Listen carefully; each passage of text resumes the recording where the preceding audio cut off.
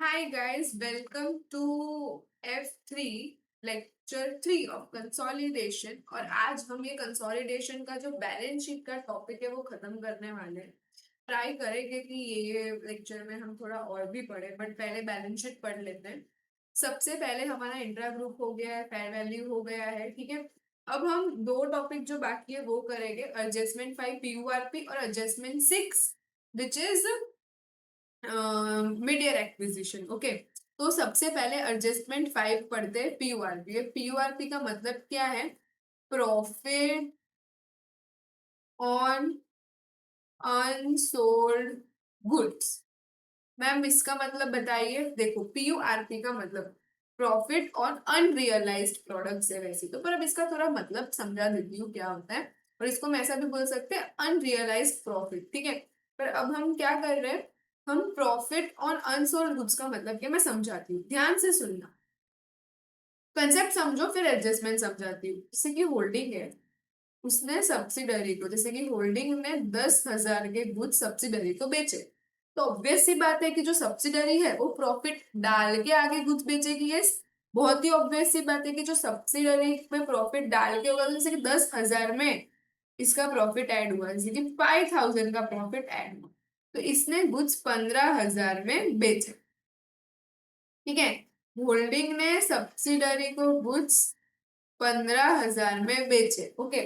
तो 15,000 में अगर गुड्स बेचे, मतलब मैम प्रॉफिट डाल के बेच रही है, तो सुनो मेरी बात, ध्यान से सुनो। ऐसा तो होगा नहीं कि सब्सिडरी के पास सारे के सारे गुड्स सेल हो जाएंगे, सारे के सारे गुड्स सेल हो जाएंगे सब्सिडरी के पास, ऐसा तो होगा नहीं। तो फॉर एग्जाम्पल मान लो कि सब्सिडरी के सिर्फ 80% गुड्स सेल हुए और 20% गुड्स रिमेनिंग है। मतलब मैम 15,000 में से 20% प्रॉफिट है, मतलब 3,000 के अनसोल्ड गुड्स है।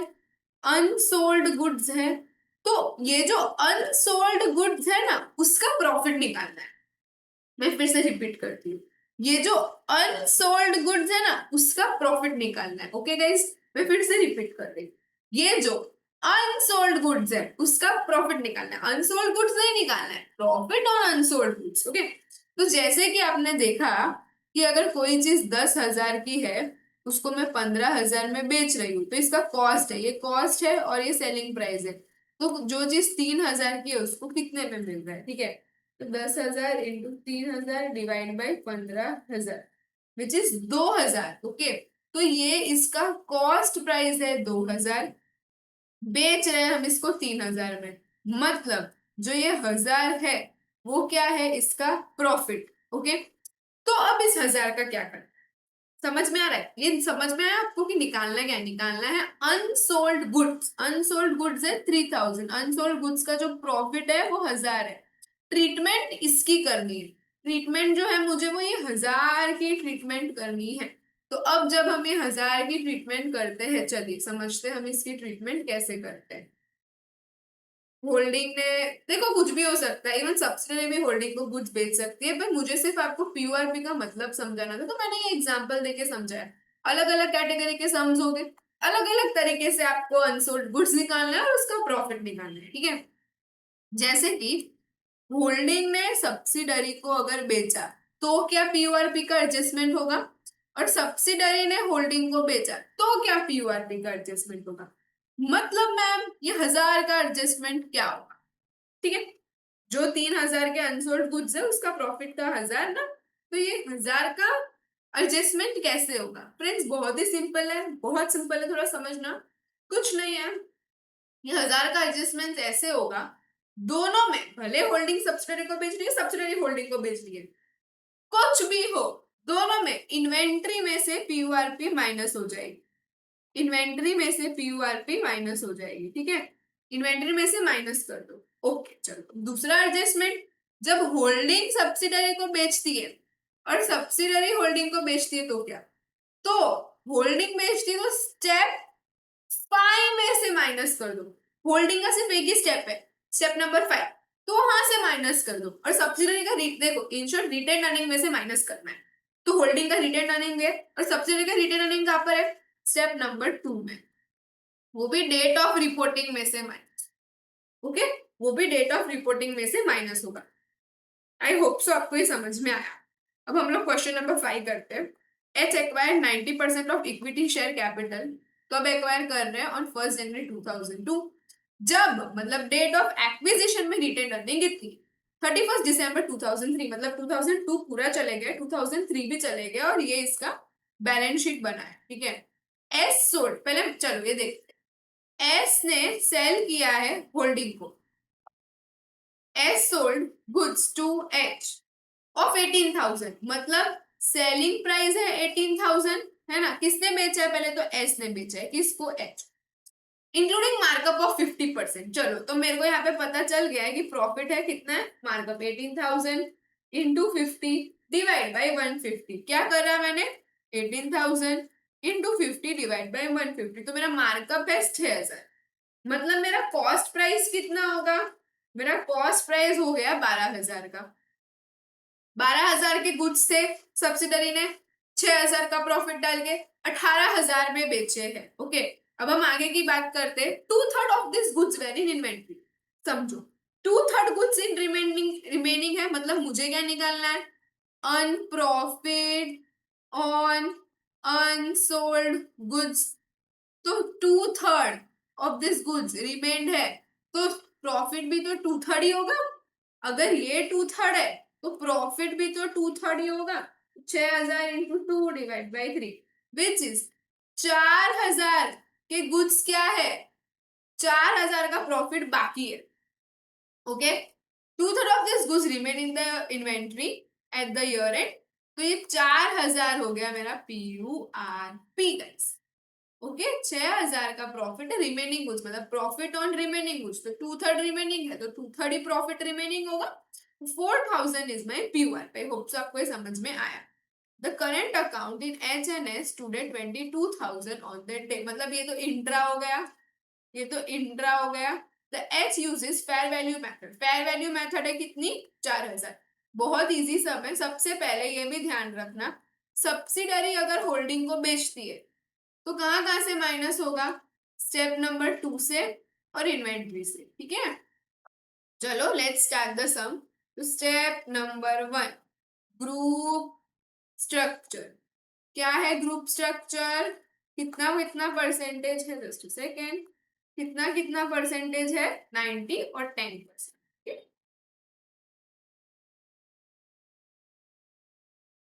Step number 2, net asset of subsidiary, date of acquisition, date of reporting और पोस्ट।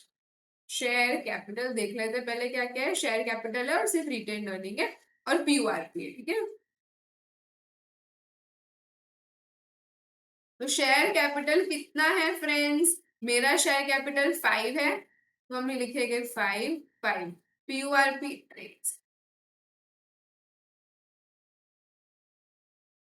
5 5। PURP कितना है? 4, माइनस हो जाएगा। ठीक है। Retain earning at the date of reporting कितना है? 31। तो retain earning at the date of reporting 31। और retain earning at the date of acquisition कितना है? At the date of acquisition में रिटेन अर्निंग बस 5। ओके। ये हो गया 10। 5 प्लस 31 माइनस 4 32 एंड 22। अब इसको स्प्लिट कर दे into 90% which is 28.8 and minus which is 3.2। 90% और ये 10%। ठीक है। ये हो गया। अब आता है step number 3 which is my goodwill. तो क्या आएगा? Cost of investment plus NCI minus fair value at the date of acquisition. मेरा cost of investment balance sheet में दिया हुआ है which is 34। Okay. 34 is my cost of investment. मेरा NCI कितना है? मेरा NCI है 4। और fair value at the date of acquisition कितना है friends? Fair value at the date of acquisition is 10। So which is 38 minus 10 which is 28 which is goodwill. Now step number 4, NCI, opening plus post profit. Opening is 4 post profit कितना है 3.2, तो 7.2 in step number 5 retain earning opening plus post. तो ये post कितना है मेरा 28.8 और opening कितना है फ्रेंड्स, मेरा ओपनिंग है 159,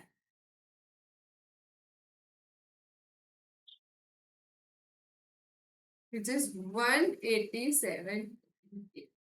आई होप सो ये आपको समझ में, ठीक है। अब हम लोग बैलेंस शीट बना देते हैं और ये खत्म करते हैं। देखो मैं बैलेंस शीट इधर ही बना रही हूँ ताकि अ, आपको आप खुद बना लेना बाद में, बट मैं इधर ही बना रही हूँ बैलेंस शीट, ओके, ताकि हम होल्डिंग सब्सिडी का कैलकुलेशन साथ में ही कर सके। ये पूरा फॉर्मेटेड है, तो आप अपने बुक में अलग से बना। सबसे पहले 100 + 30 विच इज 130। मैम हम ये नहीं लिखेंगे, हम इसके जगह पे गुडविल लिखेंगे। तो मेरा गुडविल कितना है, मेरा गुडविल है 28, ठीक है, मेरा गुडविल है 28। अब याद रखना इधर इंट्रा है 22 का, रिसीवेबल्स में से माइनस पेबल्स में से माइनस, तो रिसीवेबल्स में से 22 माइनस हो जाएगा और मैं नीचे पेबल्स में से भी कर ही देती ताकि मैं बाद में भूल ना जाऊं, ठीक है। चलो अब 90 + 20 पीयूआरपी कितना है 4, तो -4 भी माइनस होगा ना। 90 + 20 -4 which is 106, 110 + 25 -22 which is 113 and 50। तो गुडविल भी हमने लिख चुके हैं, यस 130 + 28 +106 +113 +15 विच इज 392, ओके। हम ये देखते हैं हमारा हो रहा है कि नहीं टैली। इधर आएगा 15, स्टेप नंबर 5 कितना है 187.8, ओके, 187.8 रिटेन अर्निंग, और एनसीआई कितना है मेरा 7.2, तो मेरा एनसीआई है 7.2, ओके। और ये क्या है मेरा 120 + 28 जिस 148, और करंट लाइबिलिटी में से भी 22 माइनस हो जाएगा, 50 + 16 -22 विच इज 44। तो क्या हो गया फ्रेंड्स, ये 15 + 187.8 + 7.2।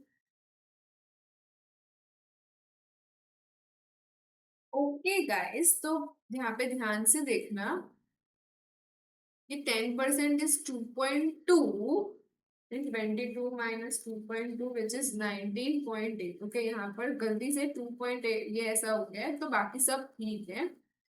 तो यहाँ पर 19.8 एंड 2. ओके, कैलकुलेशन मिस्टेक हो गई थी। 19.8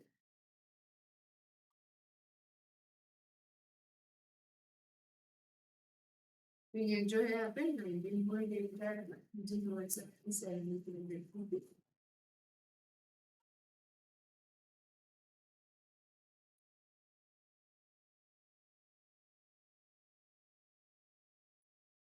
तो आपका ये आंसर आ जाएगा, ठीक है। मतलब सिर्फ यहाँ पर ये छोटी सी मिस्टेक हो गई थी, आप इसको कैलकुलेट कर लेना तो आपका आंसर आ जाएगा।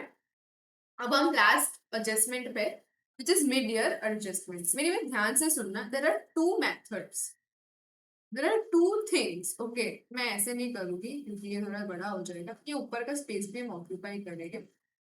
When opening balance is given, जब मुझे ओपनिंग बैलेंस देके रखा है तो क्या हो। फिर दूसरा, when closing balance is given. मैं एक बहुत ही अच्छा एग्जांपल देती हूँ आपको। ये मेरा जनवरी का महीना स्टार्ट हो गया है, दिसंबर पे साल खत्म हो रहा है। मैं एक्विजिशन ना जनवरी पे नहीं कर रही हूँ, मैं एक्विजिशन कर रही हूँ सितंबर में फॉर एग्जाम्पल। तो मुझे एक बात बताओ, डेट ऑफ एक्विजिशन क्या हुआ मेरा सितंबर, तो डेट ऑफ एक्विजिशन का रिटेन अर्निंग क्या हुआ सितंबर। पूरे साल का जो प्रॉफिट है वो 12,000 है, ठीक है। जो मेरा ओपनिंग रिटेन अर्निंग है, मैंने क्या लिखा है when opening retain earning is given, तो जो मेरा ओपनिंग बैलेंस है वो मेरा दे दिया है 20,000। तो मेरा डेट ऑफ एक्विजिशन तक का कितना profit, ma'am date of acquisition तक का आपका प्रॉफिट हो जाएगा जैन फेब मार्च अप्रैल मई जून जुलाई अगस्त, 8 महीने। तो 12,000 इंटू 8 डिवाइड बाय 12। क्यों? क्योंकि प्रॉफिट, रिटेन अर्निंग का मतलब क्या होता है? आज तक का प्रॉफिट। तो सितंबर तक 8 महीने का प्रॉफिट कितना हो रहा है? 12,000 इंटू 8, मतलब 8,000 हो रहा है। ठीक है, तो 8,000, तो पहले से 20,000 तो था, अब और 8,000 हो गया, तो 28,000 मेरा सितंबर तक का प्रॉफिट हो। अब दिसंबर की बात करते हैं। Opening retain earning plus profit. Opening retain earning is 20,000 and पूरा प्रॉफिट है 12,000। 32,000 मेरा डेट ऑफ रिपोर्टिंग का हो गया और डेट ऑफ एक्विजिशन का हो गया 28।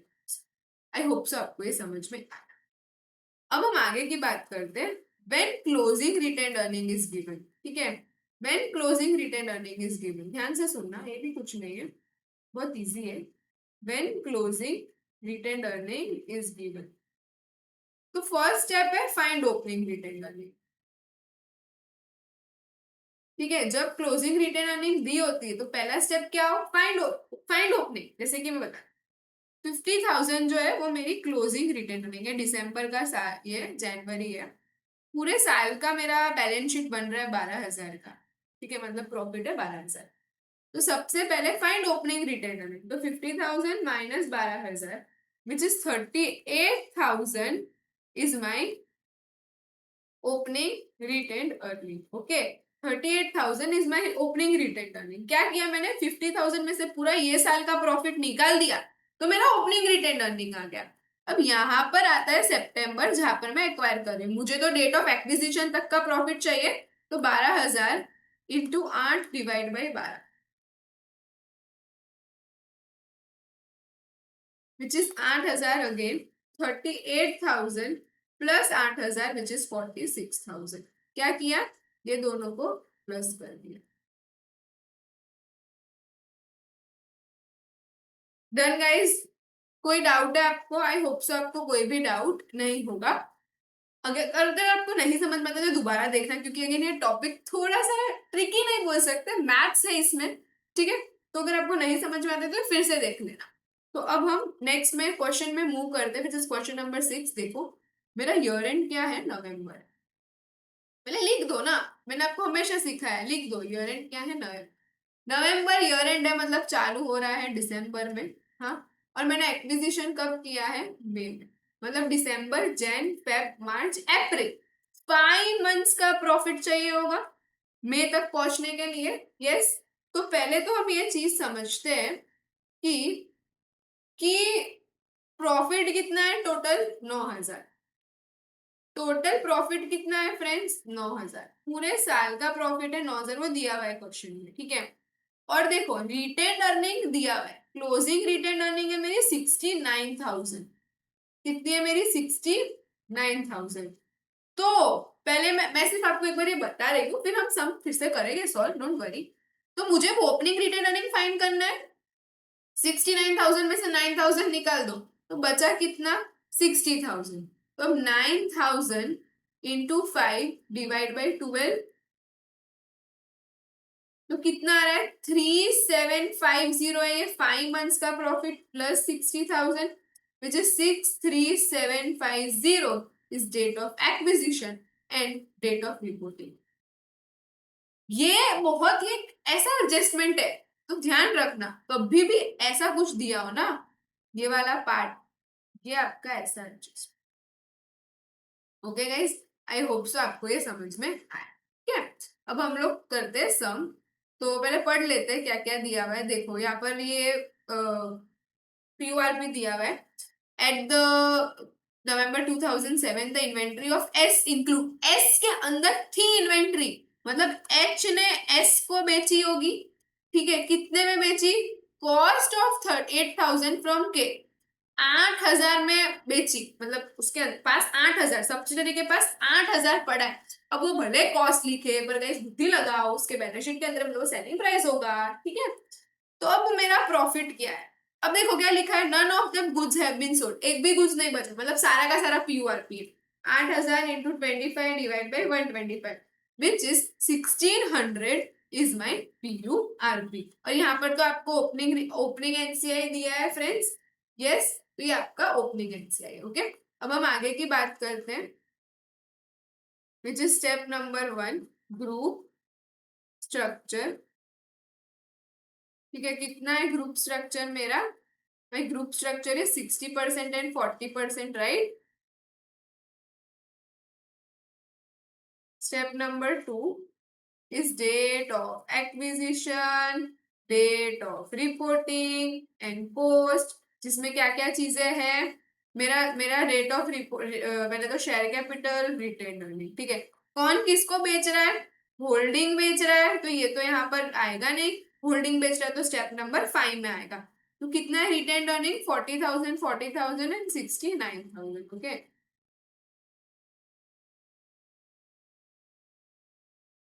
और इधर कितना आएगा आपका? डेट ऑफ एक्विजिशन का रिटेन अर्निंग कितना है? 63,750।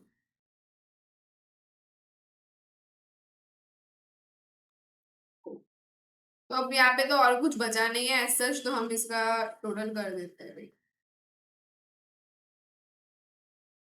40,000 plus 63,750 which is 10,370। 40,000 plus 69,000 which is 109,000 minus 103,750 which is 5,250। दो में स्प्लिट कर दो। 60% is 3,150, 40% it is 2,100। I hope so you're right guys, please check the calculations, ठीक है। Step number 3 is my goodwill, which is cost of investment plus NCI minus fair value at the date of acquisition. So my cost of investment is 76,000, है ना। my cost of investment is 76,000। अब मेरा NCI कितना है? मेरा NCI है 50,000। मेरा fair value at the date of acquisition कितना है? 103,750।